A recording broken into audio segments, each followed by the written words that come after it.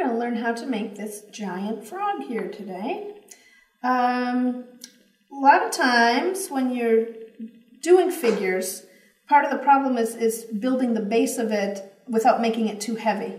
If your clay is too thick, then it will crack in the oven and it's just kind of a waste of clay and ends up being very heavy. So something this large, what do we do? How do we make it big without making it big and thick and heavy? Well, inside this little frog is a foil core.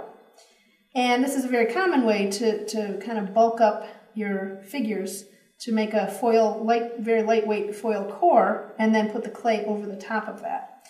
So to do this, I just started with a couple of sheets of foil.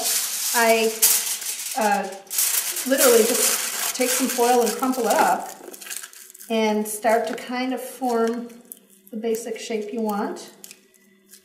It's kind of like when I'm showing you how to make beads. Get all the lumps and bumps and cracks out early, and it'll be easier. You can really compress it. You can really, press it down on a surface and start to get it into the right shape. You want it a little bit bigger. If you want it a little bit bigger, then you just take a second sheet. I find it's easier to do it in 2 sheets rather than try and control that whole big sheet at first. So again, we're just going to crumple it up a bit, and you can shape it into whatever you need your base shape to be. Get it pretty accurate, because that's only going to make it easier when you put the clay on top. You're going to put the clay layer right on top of this. And if you want this nice and smooth, but you leave the foil irregular like this, you're just going to have to fill all that gap in with clay, which is just using more clay, and it's a little bit harder. It's easier if you have a nice smooth form that you can just lay the clay over. So really work on that. Press it down and push it around, and you can even add little bits of foil to fill in those gaps if you want. But get that basically to the form you want it. And there we go, magically. Then I took a sheet of green clay. This is, I think, about a number 3 on my pasta machine, with 1 being the thickest, so it's the 3rd thickest. And just kind of drape it over. And obviously you're not going to need all that, so you can just kind of tear away what you don't need. And then just kind of treat this as you would treat a giant bead. Roll it in your hands.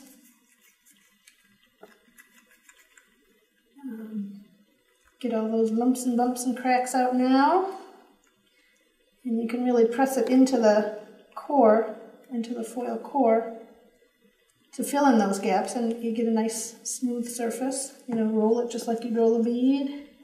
Now if you find that clay is too thin and too much of your foil, the lumps are showing through, then by all means you can add more clay where you need it and get that to be just nice and smooth. Work all those little lines and bumps out. And we'll, take your time and work it just like you would work a giant bead. So I'm not actually going to, it's one of those do what I say, not what I do lessons. I'm not going to work all those lumps and bumps out right now. I'm not going to waste your time. But that is the basic frog. Just take your time to get it nice and smooth. Get it how you want. Make sure you're not trapping any air. If you do happen to have a bubble down there, you can just take a needle tool and put a hole and press that air out. Smooth that over. Okay. Now, I started, for this size, I started with 2 ounces of clay. So that sheet I started with was the full 2 ounces.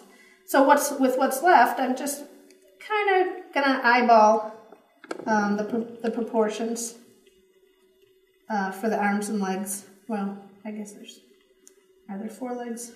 I guess there's no arms. Whatever. I'm just going to grab off some pieces for the front and some for the back. Try and get them even. Maybe a little bit more for the back legs than the front. Okay.